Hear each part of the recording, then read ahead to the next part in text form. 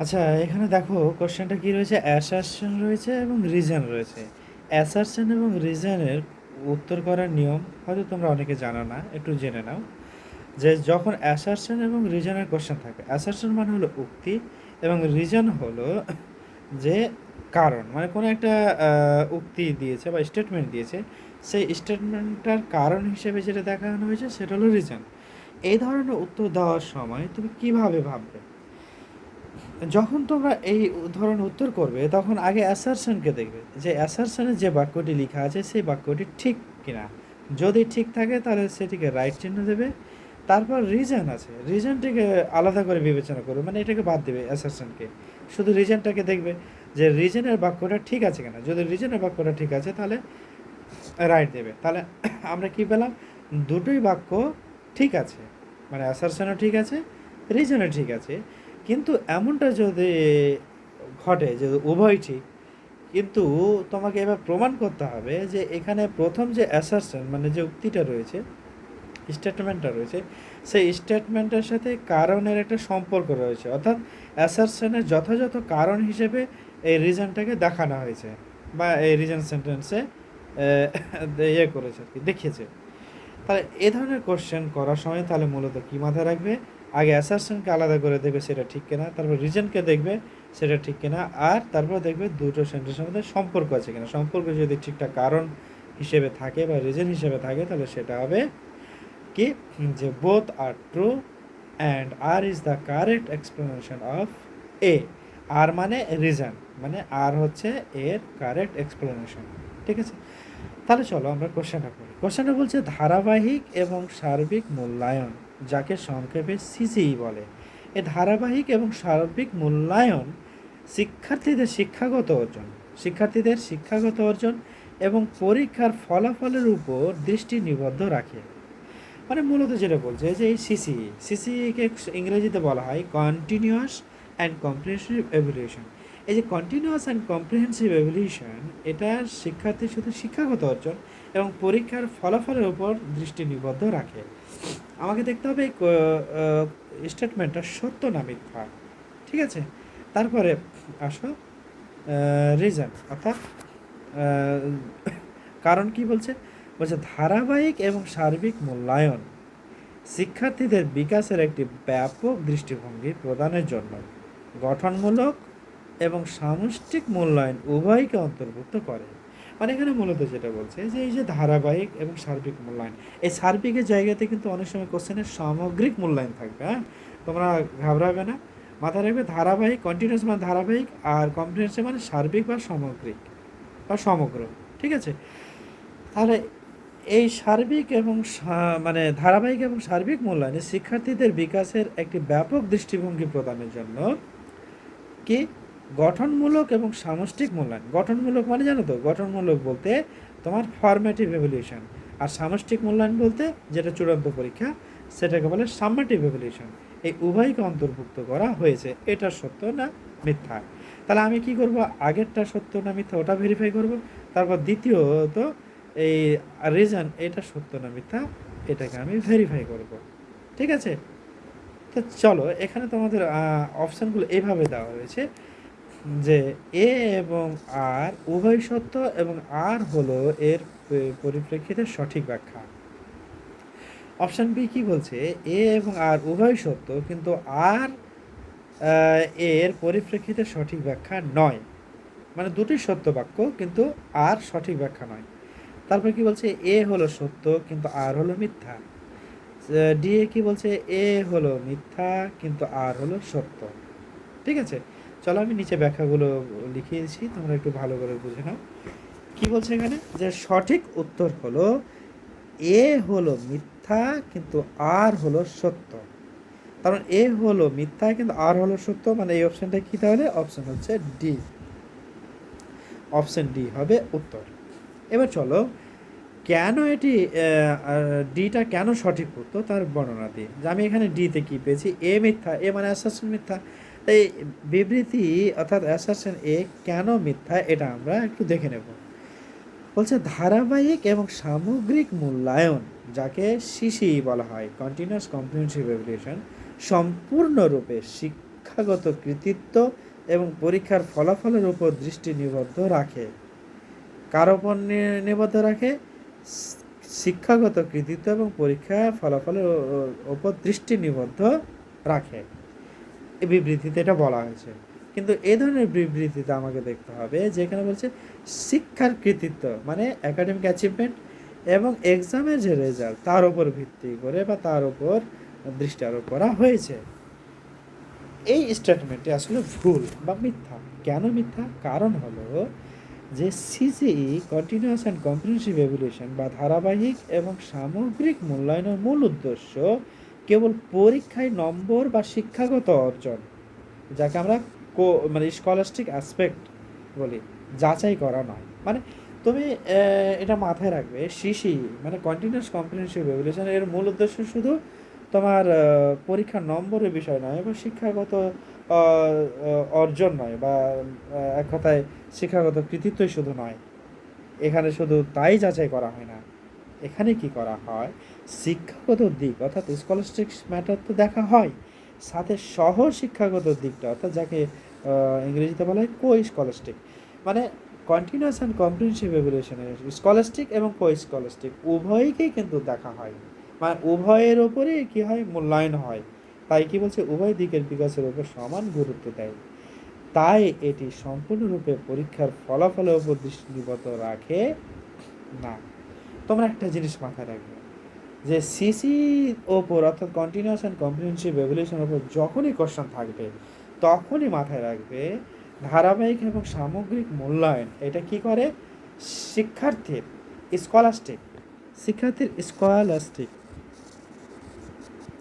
Scholastic মানে যাহা কি শিক্ষণীয়, আর কো স্কলাস্টিক এটা হলো সহ শিক্ষণীয়। এখন ধরে নাও যে শিক্ষণীয় বিষয় কি, তুমি কোনো শিশুকে পড়াচ্ছ, সে পড়ানোর সময় তাকে যে জ্ঞানমূলক যা যা শিক্ষা দিচ্ছ ওগুলো হলো কি স্কলাস্টিক। আর কো স্কলাস্টিক হলো কি, যে এখানে শুধু জ্ঞান নয়, মানে জ্ঞান বাদ দিয়ে আদার্স যে শিক্ষাগুলো দিই সেগুলোকে আমরা বলি কো স্কলাস্টিক। এখন ধরো কাউকে ফিজিক্যাল এডুকেশন দিচ্ছ বা আদার্স কোনো শিক্ষা দিচ্ছ, এগুলো সব কো স্কলাস্টিকের মধ্যে পড়ছে। তাহলে এই দুটোই কিন্তু তোমার মূল্যায়ন করা কাজ। তাহলে আমাকে অ্যাসারশনে কি বলেছিল, শুধু শিক্ষাগত যোগ্যতা এবং পরীক্ষা ফলাফল ন, কারণ হলো সিসিই মানেই হলো স্কলাস্টিক অ্যান্ড কো স্কলাস্টিক কি মূল্যায়ন করা। তাহলে তোমরা কিওয়ার্ডটা মনে রাখো, সিসি আছে মানে স্কলাস্টিক অ্যান্ড কো স্কলাস্টিক হতেই হবে, ঠিক আছে। তারপর আসো যুক্তি অর্থাৎ রিজন, যে কারণ এটা কেন সত্য। যুক্তিতে কি বলা হয়েছিল, যে ধারাবাহিক এবং সার্বিক মূল্যায়ন শিক্ষার্থীদের বিকাশের একটি ব্যাপক দৃষ্টিভঙ্গি প্রদানের জন্য গঠনমূলক, মানে যাকে ফরমেটিভ বলি, অ্যান্ড সামগ্রিক মানে যাকে আমরা চূড়ান্ত বলি বা ইংরেজিতে সাম্মেটিভ এভ্যালুয়েশন বা মূল্যায়ন উভয়কে অন্তর্ভুক্ত করা হয়। হ্যাঁ, এই যে সিসি এর কাজ হলো এটা ধারাবাহিকভাবে সারা বছরই নির্বাচন পরীক্ষার মাধ্যমে মূল্যায়ন করা হয়। যারা তোমরা প্রাইমারি টিচার তারা বেশি ভালো করে জানো এই বিষয়টা, যে তোমাদের যে মার্কশিট তৈরি করার সময় তোমরা যে মার্কশিটে নম্বরগুলো গ্রেডগুলো বসাও, ওখানে নিশ্চয়ই তোমাকে কি করতে হয়, তোমাকে যেটা করতে হয় যে শিক্ষার্থীর যে তোমার সারা বছরের যে মূল্যায়ন সেটা বসাতে হয়। আর সেখানে তুমি কি করো, সেখানে তুমি যেটা করো যে শিক্ষার্থীর শুধু একাডেমিক বিষয় না, শিক্ষার্থীর যে আদার্স কো একাডেমিক যে বিষয়গুলো সেগুলোকে তুমি মূল্যায়ন করো। মানে বিষয়টা হলো যে শিক্ষার্থী শুধু তুমি মানে কগনিটিভ মানে হলো জ্ঞানমূলক বিষয়ের উপর জোর দিচ্ছ না, এখানে অ্যাফেক্টিভ এবং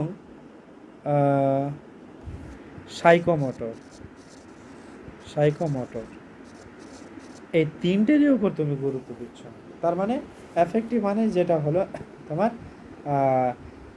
আবেগমূলক, আর সাইকোমোটর হলো যেটা স্কিল দক্ষতা, ঠিক আছে। এই সবগুলোর উপরই জোর দেওয়া হচ্ছে কি তোমার অ্যাকচুয়ালি সামগ্রিক শিক্ষার একটা অন্তর্গত। তো এই কারণটি কেন সত্য বলো তো, কারণ হলো শিশির কাঠামোতে শিক্ষার্থীর সারা বছর অগ্রগতি বোঝানোর জন্য গঠনমূলক অর্থাৎ প্রস্তুতিকালীন মূল্যায়ন, যেটা আমি এর আগে বলেছি ফরমেটিভ ইভ্যালুয়েশনটা কি। ফরমেটিভ ইভ্যালুয়েশনের মূলত শিখি। ফরমেটিভ ইভ্যালুয়েশন হলো তুমি যে শিক্ষার্থীকে পড়াচ্ছ সেই শিক্ষার্থীর অগ্রগতি কেমন সেটা জানানোর জন্য তুমি যে উইকলি টেস্ট, মান্থলি টেস্ট বা তোমার যে কোনো কুইজ টুইজ যে নিচ্ছ বা ওরাল টেস্ট নিচ্ছ বা পড়ানোর একটা লেসন পড়ানোর শেষে কোনো একটা পরীক্ষা নিয়ে কেন নিচ্ছ, যে তুমি যা পড়ালে তার শিখলো কি না। এই ধরনের পরীক্ষাকে বলা হয় ফরমেটিভ ইভ্যালুয়েশন বা ফরমেটিভ অ্যাসেসমেন্ট। ঠিক আছে, তারপর কি বলছে, এবং একটি নির্দিষ্ট সময় বা কোর্সের শেষে সামগ্রী বা সামষ্টিক মূল্যায়ন, যাকে সামেটিভ ইভ্যালুয়েশন বলা হয় বা চূড়ান্ত পরীক্ষা। এই চূড়ান্ত পরীক্ষা কেন হয়? এই চূড়ান্ত পরীক্ষা না হয় যে তুমি সারা বছর বা সারা সেমিস্টারে কী শিখলে তার উপর ভিত্তি করে পরীক্ষা নেওয়া হয়, এবং এখানে র্যাঙ্ক তৈরি করা হয়। যে বেশি নম্বর পায় তাকে র্যাঙ্ক মানে র্যাঙ্ক অনুযায়ী সাজানো হয়, ফার্স্ট, সেকেন্ড, থার্ড, বা যে বেশি নম্বর পায় তাকে বেশি গ্রেড দেওয়া হয় বা বেশি নম্বর দেওয়া হয় মার্কশিটে। ওই নম্বরে আবার পরবর্তী সেমিস্টার উঠতে সাহায্য করে, মানে পাস ফেলের বিষয় থাকে। তবে সামেটিভ ইভ্যালুয়েশন হলো বা তোমার কী বলে সামগ্রিক বা তোমার চূড়ান্ত পরীক্ষা হলো সেটা, যেখানে নম্বর যোগ বা বিয়োগের ব্যাপার রয়েছে বা পাস ফেলের ব্যাপার রয়েছে বা র্যাঙ্কের ব্যাপার রয়েছে, সেই ধরনের পরীক্ষাকে বলা হয় সামেটিভ। এক কথায় সামেটিভ মানে হলো যখন তুমি স্টুডেন্টকে এক ক্লাস থেকে অন্য ক্লাসে পাঠানোর জন্য যে পরীক্ষা নিচ্ছ, চূড়ান্ত পরীক্ষা। ঠিক আছে, আমরা আগে যেমন তোমরা যারা পুরনো স্টুডেন্ট তারা জানো অ্যানুয়াল এক্সাম নিত, এখন তোমরা জানো সেমিস্টার এক্সাম নেয়, এগুলো এক একটা সামেটিভ ইভ্যালুয়েশন। আর ফরম্যাটিভ কি? ফরম্যাটিভ হলো যখন টিচাররা শুধু নিজে থেকে পরীক্ষা নেন, এই নম্বর যোগ হবে না ফাইনাল পরীক্ষাতে। ঠিক আছে, তারপর কি বলছে এই যে সামেটিভ সামষ্টিক মূল্যায়ন উভয় পদ্ধতি ব্যবহার করা হয়, এর ফলে শিক্ষার্থীর সামগ্রিক রূপটি পরিষ্কারভাবে বোঝা যায়, মানে কম্প্রিহেন্সিভ ভিউ যাকে আমরা বলি। ঠিক আছে, তারপরে আসো, তারপরে কোশ্চেন কি বলছে? তারপরের কোশ্চেন বলছে যে the rules for when and how to use language in a particular culture. বলছে কখন এবং কিভাবে একটা ভাষার ব্যবহার করা যেতে পারে বা কখন এবং কিভাবে ভাষার ব্যবহার করা যায় কি একটা নির্দিষ্ট কালচার অনুযায়ী বা কোনো একটা নির্দিষ্ট কালচারে বা সংস্কৃতিতে এই যে ভাষা ব্যবহারের যে নীতি বা রুলস বা নিয়ম, এটাকে কি বলা হয়? সিনট্যাক্স বলা হয়, প্র্যাগম্যাটিক্স বলা হয়, ফোনেটিক্স বলা হয়, সেমেন্টিক্স বলা হয়। কি বলা হয় চলো নিচে আমি অ্যানালিসিস করেছি। কি বলছে যে প্র্যাগম্যাটিক্স বলা হয়। কি বলা হয়? প্র্যাগম্যাটিক্স। কেন প্র্যাগম্যাটিক্স বলা হয় বা কেন অপশন বিটি ঠিক দেখো তো। বলছে যে এই প্র্যাগম্যাটিক্স এটি হলো ভাষার এমন একটি শাখা যা আলোচনা করে যে কীভাবে সামাজিক এবং সাংস্কৃতিক প্রেক্ষাপট অনুযায়ী ভাষা ব্যবহার করা উচিত। মানে প্র্যাগম্যাটিক্সের মূল উদ্দেশ্য হলো যে মানে সংস্কৃতি এবং সমাজ এই দুইটার ওপর ভিত্তি করে কিভাবে ভাষাকে ব্যবহার করা যায়, এটাই হলো প্র্যাগম্যাটিক্সের কাজ। অর্থাৎ কালচার অনুযায়ী বা সংস্কৃতি অনুযায়ী কী করা ভাষার প্রয়োগকেই বলা হয় প্র্যাগম্যাটিক্স। অর্থাৎ একটি নির্দিষ্ট সংস্কৃতিতে কখন, কার সাথে এবং কিভাবে কথা বলতে হবে। যেমন ধরে নাও গুরুজনদের সাথে অর্থাৎ বড়দের সাথে কিভাবে কথা বলা যায় বা বড়দের সাথে কথা বলার ধরন কী হবে এবং বন্ধুদের সাথে কথা বলার ধরন কী হবে, এই পার্থক্যকে বুঝতে পারা, এটা হচ্ছে কি সাংস্কৃতিক ভিত্তিক তোমার ভাষার ব্যবহার। এখন ধরো তুমি একটা কালচারে বা কোনো একটা সমাজে বাস করছো, তুমি তোমার বন্ধুর সাথে যেভাবে আচরণ করো, যেভাবে কথা বলো, নিশ্চয়ই তুমি তোমার বাবা মা বা গুরুজনদের সাথে সেভাবে কথা বলো না। কেন কথা বলো না? কারণ হলো এটা তোমাকে শিখিয়ে দিচ্ছে যে সবার সাথে একই রকম কথা বলা যায় না। এটা একটা সংস্কৃতি, সংস্কৃতিতে এক একজনের সাথে এক এক রকম কথা বলা হয় বা এক এক রকমভাবে ভাষা প্রয়োগ করা হয়। এই যে সাংস্কৃতিক ভিত্তিক যে ভাষা প্রয়োগ, একে বলা হয় প্র্যাগম্যাটিক্স। ঠিক আছে, আর এটাই হচ্ছে এই প্র্যাগম্যাটিক্স নিয়মের অন্তর্গত। তার মানে তোমরা যদি প্র্যাগম্যাটিক্সের কথা কখনো পরীক্ষাতে দেখো তাহলে এটাই দেখবে যে সরাসরি তোমার ঠিক সংস্কৃতিতে কার সাথে কেমনভাবে কথা বলা যাবে এই ধরনটা, এই রুলসটাকে বলা হয় প্র্যাগম্যাটিক্স। তারপর সিনট্যাক্স কেন সঠিক উত্তর নয়? সিনট্যাক্স এই জন্য সঠিক উত্তর নয়, সিনট্যাক্স মানে হলো বাক্যতত্ত্ব। তোমরা জানো সিনট্যাক্স মূলত কি একটা বাক্যের গঠনশৈলী বা ব্যাকরণগত নিয়ম নিয়ে কাজ করে। অর্থাৎ একটি সঠিক বাক্য তৈরি করতে শব্দগুলোকে কিভাবে সাজাতে হবে এটি তার নিয়ম, এর সাথে সংস্কৃতির কোনো সরাসরি সম্পর্ক নেই। মানে এখানে কি হয় যে তোমরা একদম একটা ইংরেজি সেন্টেন্স লিখছো, ইংরেজি সেন্টেন্সের সময় কী করছো, subject plus verb plus object. মানে এই সেন্টেন্সটা লিখতে গেলে যেমন ধরে নাও আই ইট রাইস, এই যে আই ইট রাইস লিখলে আইটা কি সাবজেক্ট, ইটটা কি ভার্ব, রাইসটা কি অবজেক্ট। এই যে সেকেন্ড অনুযায়ী সাজালে যে আগে সাবজেক্ট হবে, তারপর ভার্ব হবে, তারপর অবজেক্ট হবে, এই যে ফরম্যাট, এই যে গঠনগত দিক, এই গঠনগত দিক অর্থাৎ ব্যাকরণগত যে গঠন বা ব্যাকরণগত যে নিয়ম, এই বাক্যের গঠনগত দিকটাকেই বলা হয় কি সিনট্যাক্স। পরীক্ষাতে খুবই আসে সিনট্যাক্স সম্বন্ধে। শুধু একটা কিওয়ার্ড মনে রাখো, সিনট্যাক্স মানে বাক্যতত্ত্ব। বাক্যতত্ত্ব মানে একটা বাক্য কীভাবে তৈরি হচ্ছে, তার গ্রামাটিক্যাল যে রুলস, এটা হচ্ছে বাক্যতত্ত্ব বা সিনট্যাক্স। ঠিক আছে? তারপর ফোনেটিক্সের উপর কোশ্চেন করে, এই জিনিসগুলো মাথায় রাখবে। এর আগে অনেকবার সিটেটে দিয়েছে এই কোশ্চেনগুলো, আদার্স এক্সামগুলোতেও দেয়। যেমন ফোনেটিক্স, ফোনেটিক্স মানে কি? ফোনেটিক্স হলো ধ্বনি বিজ্ঞান। ধ্বনি বিজ্ঞান, ধ্বনি বিজ্ঞান মানে ধ্বনি, এই যে আমরা উচ্চারণ করি শব্দ, হ্যাঁ স্বর, একে বলা হয় কি ধ্বনি। বলছে ফোনেটিক্স হলো মানুষের মুখের ভাষার ধ্বনি বা উচ্চারণের বিজ্ঞান, মানে আমরা কীভাবে উচ্চারণ করি এইকেই বলা হয় কি ফোনেটিক্স। বলছে কোনো একটি নির্দিষ্ট শব্দ কীভাবে উচ্চারিত হয় এবং তার শব্দ তরঙ্গ কেমন। শব্দ তরঙ্গ, এই যে আমরা কথা বলার সময় কখনো ওঠা, কখনো নামা করি, কখন জোরে বলি, কখন আসতে বলি, একেবারে শব্দ তরঙ্গ। ঠিক আছে? তা এখানে আলোচনা করা হয়। তাহলে ফোনেটিক্সের কাজ হলো কি? ফোনেটিক্সের কাজ হলো যে শব্দ কীভাবে উচ্চারিত হয় এবং শব্দ তরঙ্গ কেমন হবে, এইটাই হলো ফোনেটিক্সের কাজ। ঠিক আছে? তার মানে যেখানে শব্দের উচ্চারণগত বিষয়কে দেখা হয় তাকে ফোনেটিক্স বলা হয়। তারপর আসো সেমেন্টিক্স। এই সেমেন্টিক্স একে বলা হয় কি শব্দার্থ তত্ত্ব। শব্দার্থ তত্ত্ব মানে বুঝতে পারছো যে মিনিং, মিনিং। তো কী বলছে, সিমেন্টিক ভাষার শব্দ এবং বাক্যের অর্থ নিয়ে কাজ করে, বাক্যের অর্থ নিয়ে কাজ করে। কোনো শব্দের আক্ষরিক অর্থ বা ভাবার্থ কী তা এই শাখায় আলোচ্য বিষয়। এটি সংস্কৃতির ভিত্তিতে ভাষা ব্যবহারের সামাজিক নিয়ম নির্ধারণ করে না। মানে সেমেন্টিক্সের কোনো সংস্কৃতির সাথে যোগ নাই যে এখন ধরো নাও যে তুমি সংস্কৃতির উপর ভিত্তি করে ভাষার পরিবর্তন, মানে ভাষার অর্থ কখনো পরিবর্তন হয় না। ভাষার অর্থ মানে গুরুজনদের যেমন, গুরুজনদের জন্য বা বড়দের জন্য যে ভাষাটার অর্থ, ছোটদের জন্য সেই ভাষাটার অর্থ। জাস্ট কি হয় যে আমরা প্র্যাগম্যাটিক্সে দেখেছি বড়দের সাথে কীভাবে কথা বলবে আর ছোটদের সাথে কীভাবে কথা বলবে, কিন্তু অর্থ তো সেম। এখন তুমি যদি বলো যে আমি ভাত খাবো, এই সেন্টেন্সটা, এই বাক্যটার অর্থ সবার জন্যই সেম হবে, যে সে ভাত খেতে চায়, তাই না? তাহলে সেমেন্টিক্স হলো শব্দার্থ তত্ত্ব। মাথা রাখবে, কিওয়ার্ডগুলো মনে রাখো। শব্দার্থ তত্ত্ব পরীক্ষাতে খুবই আসে। সেমেন্টিক মানে শব্দার্থ তত্ত্ব মানে শব্দের অর্থ কী বা কোনো বাক্যের আক্ষরিক অর্থ কী, একেই বলা হয় কি সেমেন্টিক্স। ঠিক আছে? তাহলে আজকে আমরা দুটো কোশ্চেন করলাম। ওকে।